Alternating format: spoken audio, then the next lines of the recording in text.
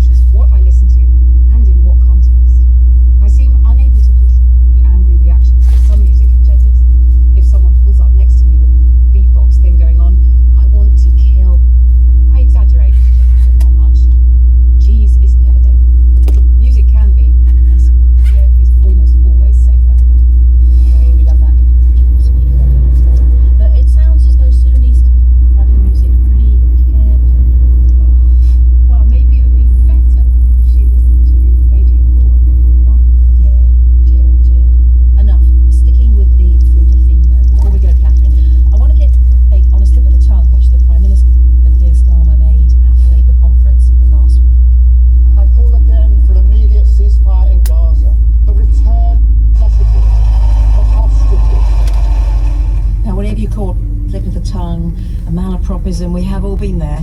But the moment I wanted to save it for you, Catherine, because I knew that as a cognitive neuroscientist, you'd be able to tell us what's happening in the brain when we do this. But first of all, how common are these slips of the tongue? Well, it's estimated that we all do it between 7 and 22 per day, so it's really common. That's a lot. So what is going on in the brain?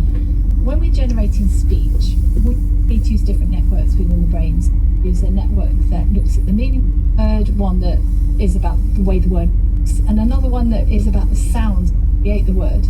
And usually that information is really well integrated and it produces amazing speech. I mean, it is incredible the brain can do this at such speed.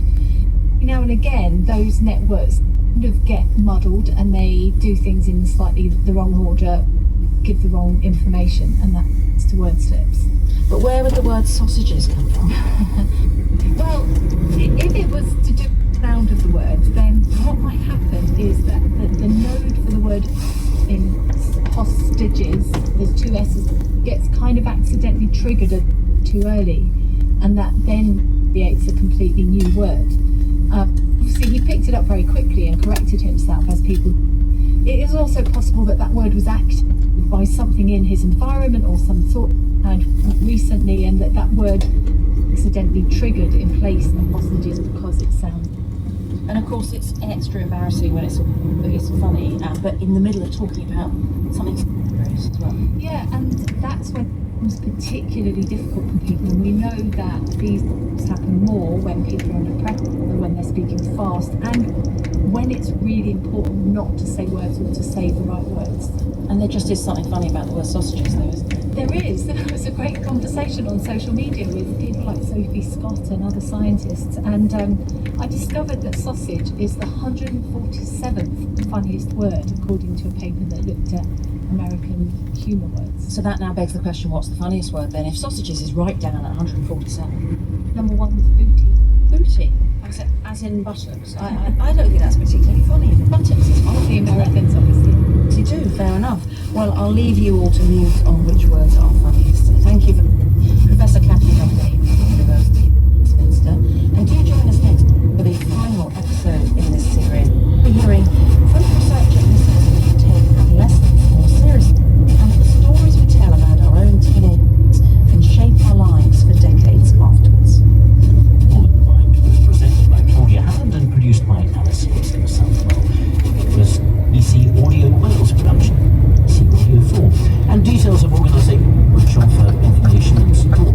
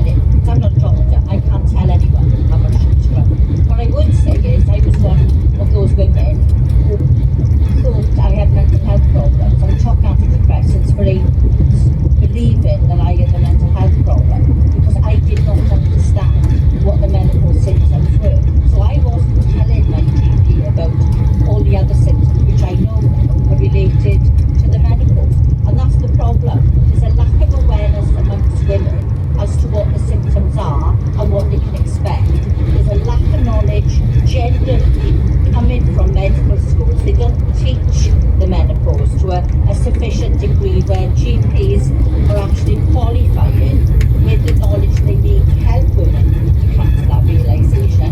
As a result, the women are going back and forth GP with different symptoms, not ever get to the point where they reach in a menopause diagnosis till it's way down the line after they've been prescribed antidepressants, after they've been prescribed sleeping tablets, after it's been suggested they are possibly early onset dementia or fibromyalgia. So yes, there are some brilliant doctors working in the NHS who are absolutely fantastic at dealing with women's health. But what we need is every doctor, whether they're interested in women's health or not, to have a basic understanding of what the menopause is, so women wouldn't have to go to private clinics or wouldn't have to turn to alternatives. I went privately, and I'll put my hand up and say I actually went to Louise Newson because I was of an age where I was terrified of what was wrong with me, and I didn't think my GP would actually give me HRT. So I went to Louise Newson. Once I had that letter, and I knew that I tried products for several months, I went to my GP, and they were quite happy to actually prescribe a HRT pony. So you almost became informed through that process. A number of issues that are coming up. The first thing I should say as well, and I'm sure people, if they've watched the Panorama program last night, will see this as well, it's a ticker that went across every now and again, that you should consult your doctor before changing any of the medications, whatever your concerns are or may be. But you know, Carolyn, I do need to pull you up on one thing. You mentioned the guidelines that you're not a medical professional, but you are an MP, and I'm wondering, because the focus has been talked about in these prescriptions, which are at a much higher dose, that are outside the guidelines, outside the recommended dose. Why can that happen? That is for the BMA, I would imagine, to actually be able to justify what it, and nice guidelines. I'm a politician. I haven't medical training at all. I just know how I felt, and I know how women coming to me feel. I had no problem with my prescription. I had no trouble with my dosage. I was one of those lucky women who instantly felt better, more Fempowerpen. Dramatically changed my life. Completely changed my life.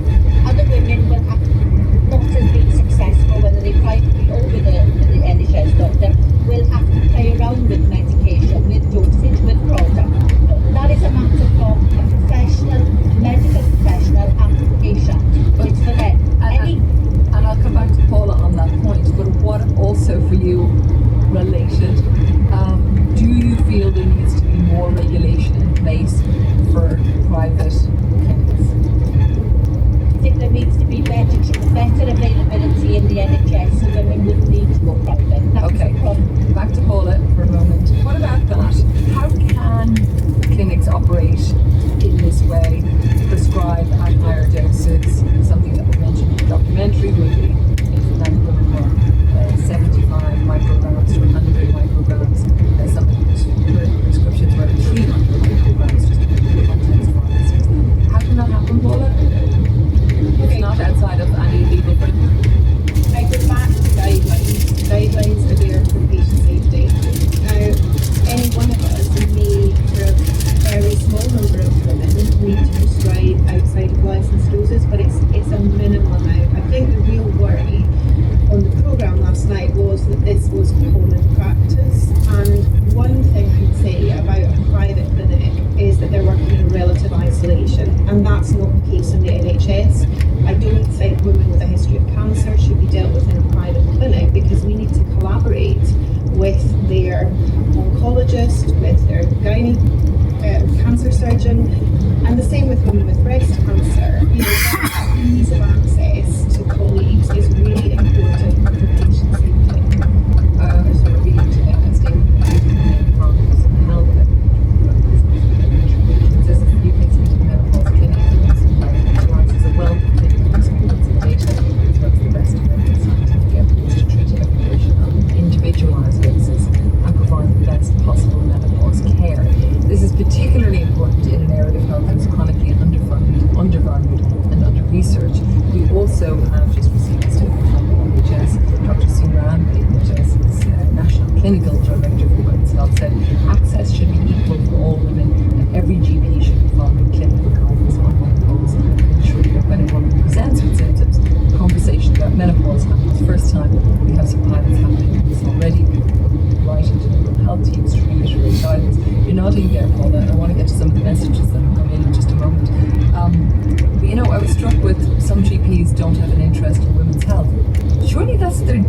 they don't get a choice, do they, on which patients they get to treat or not? No, and I agree It's with going to be her. 50% at some point that go through it. All GPs need some women's health care, and I think things are changing with universities and with curriculums, and certainly with GP training. But general practice is an incredibly difficult job. We need to retain young GPs; they're desperately needed in primary care, rather than see them go into private practice and kind of have a very narrow practice. For example, just providing menopause care. What we aren't seeing is the increase in the number of women who are experiencing abnormal bleeding because of the increase in the use of HRT. So things need to be balanced, and everything in moderation is better. What I was also struck with as I looked into the figures on this, that there's 13 million women in the UK that are perimenopausal or menopausal. It is 1 million that are on HRT. They kind of worked it out at approximately, according to the government figures, 15%, which is a small number if it's 75% that are actually experiencing symptoms. I think, for many women, the symptoms will settle early on. All women, as I said before, should have access to HRT in safe doses to minimise side effects like bleeding and optimise how well they feel during the menopause transition and beyond. I want to read some of the messages coming in from our listeners. Okay, let's begin with Caroline. As a 51-year-old perimenopausal woman, I need to join this conversation. My GP has a special interest in women's health, but has no time to talk through this. It is a prescription. Come back to me in a month to discuss, but I'm left trying to deal with my symptoms and complications. The menopause is so much more than hot flushes and depression. Dr. mentioned it's been the hardest 6 years of my life. Aches, pains, heart palpitations, anxiety. I still feel like I'm floundering in the dark. Here's another question. The contributor about menopause and HRT said GPs can handle menopausal women. They can't, and that's why there's such a demand for support. I couldn't get support. Numerous appointments going around in circles, and all the time my mental and physical time is declining. I opted to see a private specialist. NHS waiting list is 18 months. I was desperate and fortunate to be in a position to access this, and I've had amazing care, time, and validation, but I'm not going mad. How many women are suffering in silence, being gaslit by untrained GPs who are willing to update on women's health? One more. The woman is living on another planet to try and get this stuff sorted. Start off with getting an appointment, then discuss menopause. It just doesn't happen. Though all the women I've known, none have been happy with the way it's done with this. Obviously, that's just a small sample that came into me in the past few minutes during our conversation. Back to you, Caroline. When you hear that and you watch the programme, what needs to happen? Well, training, education and training and awareness raising. That's something I've been fighting for a few years now. Okay, a few years. Why is it not happening? Well, it is happening, but the frustration I feel that we are still having these conversations about good and bad. This is women's health. There's 51% of the population. It's 2024. Why are we having discussions about whether women can access treatment? Women should have full and open access to treatment and resource through their menopause. They need the information to make decisions about their own health care. I'm sick and tired of women being fobbed off with, oh, get over it, go and talk to your friend. I've heard women being told, go and talk to your mother and ask her. It's wrong. Women need equal access to quality care in the primary health sector, so they haven't got to go outside of that to get any kind of help and support to get them through their menopause. Sorry, Paula, you want to come back? Oh, quick one, go ahead.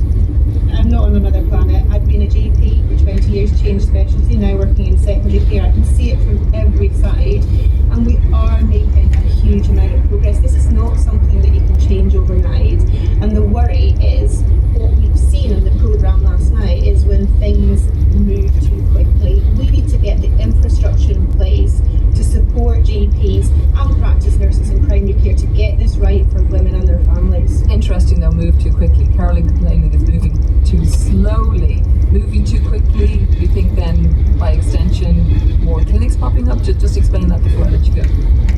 I think it takes time to change. It wasn't easy for the BMS to put that training package together. It was a huge investment in time, and we have already had 100 people complete that. That's going to change women's care so much, and GPs working together in networks, but also improve access for women and care for women. We're doing that in Liverpool, where I work. So we've got intermediate care in women's health hubs. All of these things are improving the current situation. So, I really honestly feel very sorry for women who are symptomatic and struggling to get care, but I don't want them to think that nothing's happening in the background, and patient safety is absolutely paramount. I will say yet again, you should consult your doctor before changing any of your medications. Thanks so much for the conversation. Dr. Paula Briggs, consultant in sexual and reproductive health at the Women's NHS Foundation Trust, and Carolyn Harris, Labour MP for Swansea East and Chair of Menopause All-Party Parliamentary Labour. Now, to detectives. Whether in real life or fictional, they often capture our imagination.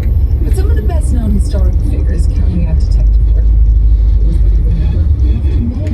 Sherlock Holmes, Hercule Poirot. But a new book reveals that some of the first real-life detectives in Britain were actually women.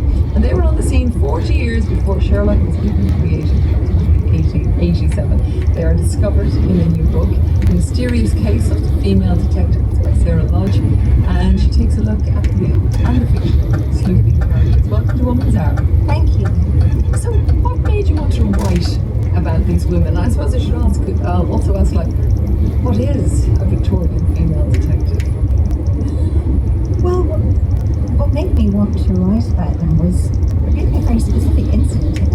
In 2012, the British Library reprinted these two Victorian pulp fictions, one from The Female Detective, the other Revelations of a Lady Detective. And these are fictional case books, but in the introduction to one of them it said, of course there were no women detectives in 1864, and I don't know if this has ever happened to you, but I just and so I went away and I looked at these sort of digitised newspaper sites, which of course we have access to now, we didn't used to. And in the Times for the early 1870s, I found these small ads for private inquiry agencies offering experienced male and female detectives. And I thought, they're really well doing this job. And after that, I was just completely hooked. And that's the reason I ask is, how would you define a Victorian female detective? Because we often associate it with a police force, right? But you're talking there about some private inquiries, so it's more private investigator. Yeah, there are lots of different kinds of female detectives. There are women who are working with the police in stations as detective searchers, looking at women's bodies and their clothing often, but also outside of the station, so picking up pickpockets, luggage thieves, people on buses who are defrauding the bus companies, and even fortune tellers who are breaking the law. So they're doing lots of work outside the station. And then there are also these private inquiry agencies. Doesn't it paint us a picture, however, of Victorian society? Because I found it really interesting to read about how the changes in society as Victorian times took hold, whether it was because of industry, transport, or the clothing, the bustles, and that gave rise to different types of crimes, which also meant we needed a different type of female detective. Yes, absolutely. It's partly changing transport networks. That one of the things I really noticed about these female detectives working with the police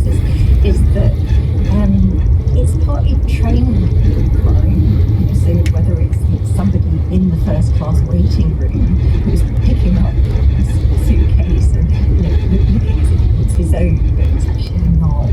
Or sometimes it's cases of sort of sexual assault, claimed sexual assault in train compartments. It's buses where people are pickpocketing from people sort of spreading their skirts over other people and then nicking their purse.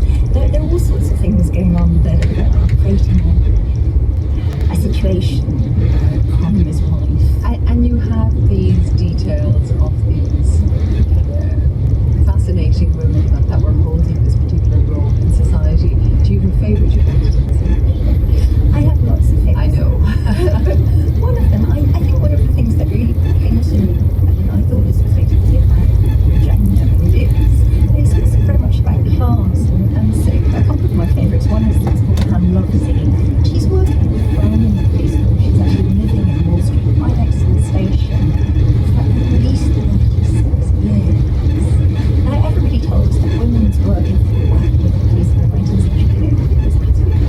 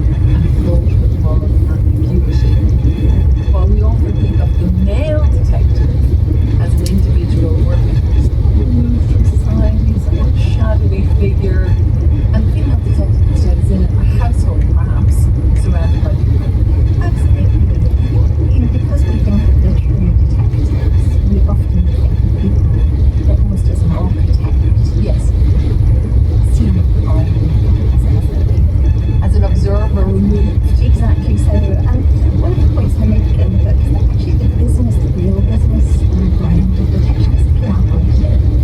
And it often involves people doing these long jobs which are not where they don't have control over the investigation. But these women are being put into situations, sometimes in the long term, to try and smoke out the death and there comes as a lordship waiting to see what president she gets left lands. So they're solving these kind of grand lasting cases, but not in the way that we think of solving them. They're actually having to embed in things And I suppose valuable because they're almost invisible because they are, and I put it in inverted commas, a mere woman. exactly so. And one of the things I say in the book is that in a way, the kind of plain and commonplace one is actually more funny. I saw that was some of the descriptions of what they would look for. Like Miss Scarlett or something. Inquiry agency saying, why did we get a 70-year-old? Because nobody would suspect that they're a bit like mosquitoes. And if you don't see them, And the aim. yeah. This is why, women are employed as detectives in the Victorian period to very large degrees because they can get inside properties in a way that men just can't because they're free from suspicion. During this time, the Divorce Act got in, so that was last reason that, but it wasn't that marriages. People had to obtain proof of divorce, and for women to provide higher standards of proof. So adultery, I suppose, was a big part of the work as well. And I spoke previously about the moral ambiguity that female detectives were offered in, because it might be woman spying. Absolutely. We tend to rather hopefully think that the female detective is a member of the sisterhood. Yes. She's defending her fellow women. And the Victorians thought, in fantasy terms about female detectives in the same way. They had female detective heroines. But in reality, sadly, in a legal system that favoured men, women were often employed to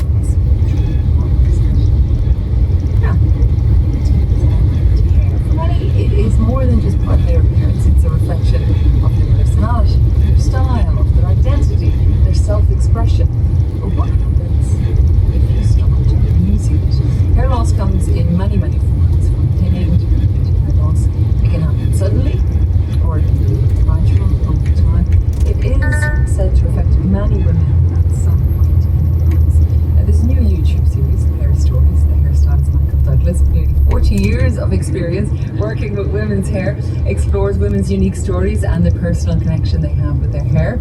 So with me in studio is Michael. Good morning, Michael. Good morning. Thanks for having me. We also have Katie O'Callaghan joining us, who experienced hair loss and ultimately chose to undergo a hair transplant, which we don't often hear that often from women. Katie, you're also very welcome. Thank you. Hi. And I think, you know, let's make radio visual. I have to describe, I'm looking at Katie, she's looking, her hair is brunette, tousled, kind of shoulder length. She has a little bit of it tied up on top with her gorgeous big hoop earrings. Michael, your hair is kind of, it's tied back today. So it's kind of a, what do we call it? What do we see with the hairstyle? It's disheveled today. I've been They're very fashionably disheveled though. I've started for radio, let's see. And my own is red. Yours is looking great, actually. Oh gosh, if I get that from Michael Douglas, I'm delighted. Bit of a bobby and a bit of a wave. Very nice. Bit of a wave. So your natural colour, by the way. That is my natural colour. Wow, how lucky are you? Well, I hated it as a child. As any redhead will know, you kind of, it can be the bane of your existence, but when you grow into it, you're happy with it. But it's kind of funny, isn't it? Because sometimes we don't realise how much hair is part of our identity. I imagine if people were describing me, they'd probably first say she's red hair. You know what I mean? It's something that you say. There's something kind of paradoxical about it, I think, the hair things. It's like you either hide behind it or you embrace it. It's a bit like you saying, I didn't like it as a child, but now you love it. You know, what I'm always trying to do is get people to fall in love with the hair they've got, not kind of drift and try and find something new. Well, let's talk about Katie, because you've had this part of your life, a number of periods, when you noticed some hair loss. Did you know what had triggered it, and what was that feeling like? And I'm going to throw it out to our listeners as well, 84844, if you've experienced hair loss, because I think this will resonate with women. Go ahead. I think my hair has always been a bit of a benchmark for my health. I think even from being a child, it's kind of been almost like a barometer of how I've been sort of mentally, physically, from sort of having to deal with some childhood trauma through to lots of things happening in my 20s, and then the past 10 years especially have been a real mixture of, it's been a bit of a roller coaster. There's been this grief, there's been early perimenopause, and so just a big life events that are often out of our control. For me, I was a bit like, almost like a volcano, which was always going to erupt at some point, and as I got older, my hair took the full force of this build-up of stress and of suppressing a lot of things for a long, long time, because it has to go somewhere. So what did you do? I mean, I noticed after COVID my hair got out quite a lot. I would say about 30% in a couple of months. And I just,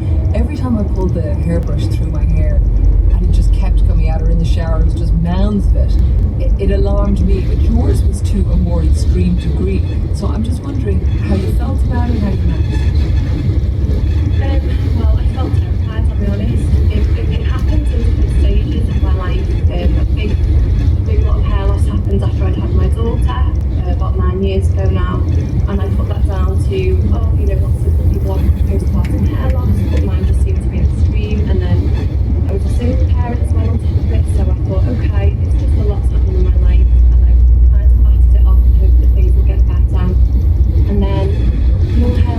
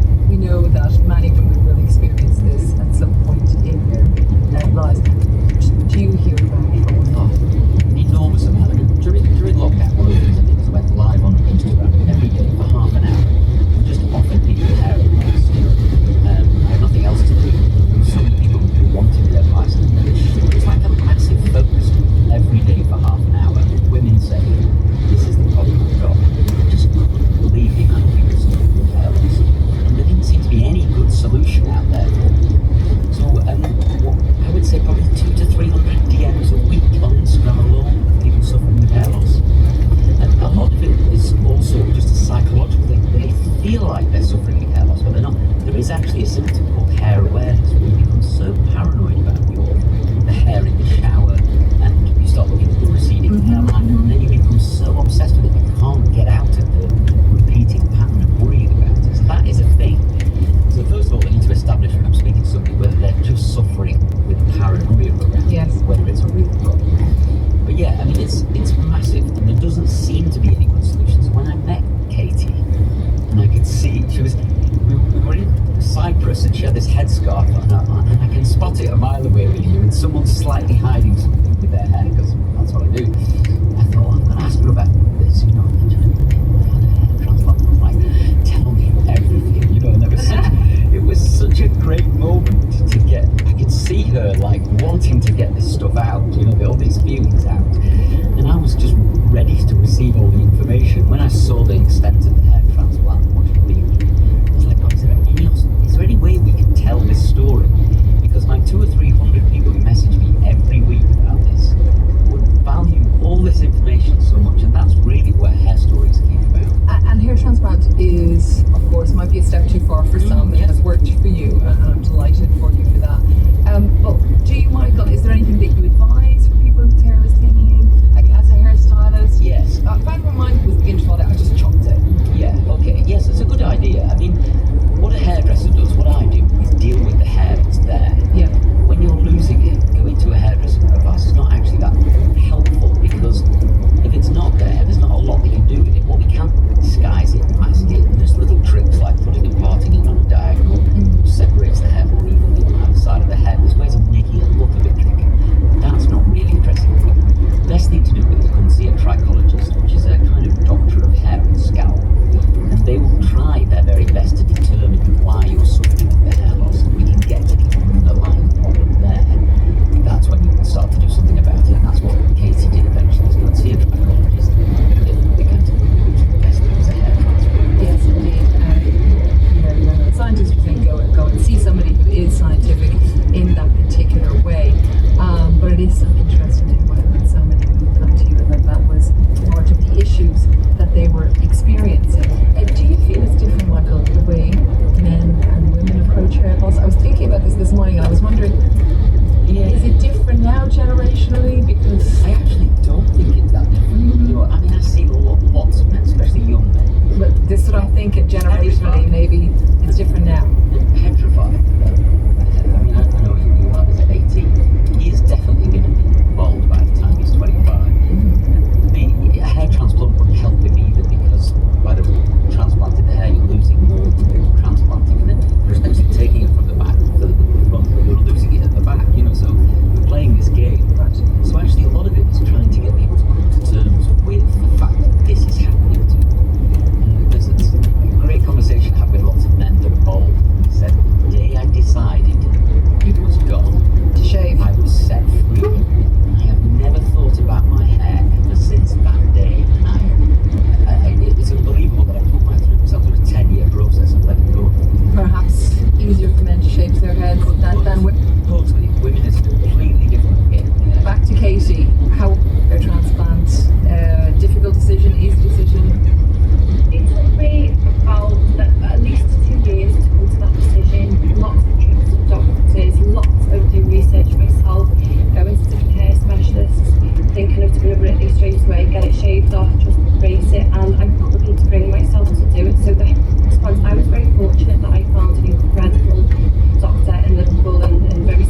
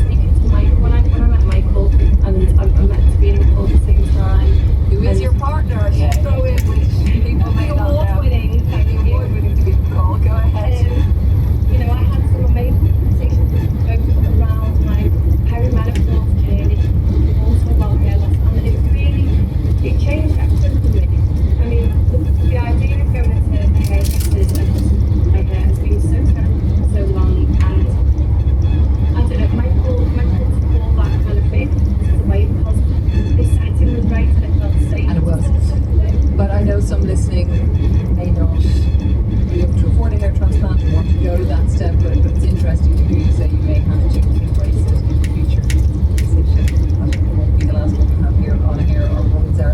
Hair Stories is on YouTube from this Thursday. And Kate, I'm happy for sharing your stories. Now, I can move on. It is day 3. Conservative Party conference is well underway. And the party potentially having a woman. Robert Jenrick is closing the gap. It features conservative women and their thoughts on female issues that have been making the headlines. So far, we've put trustee to the stage. Comments that maternity pay has gone too far and calls for Bruce to take the prize being a conservative woman. So, this is a lot of fun. Let's speak to Lara Spirit, Red Box editor of the Times,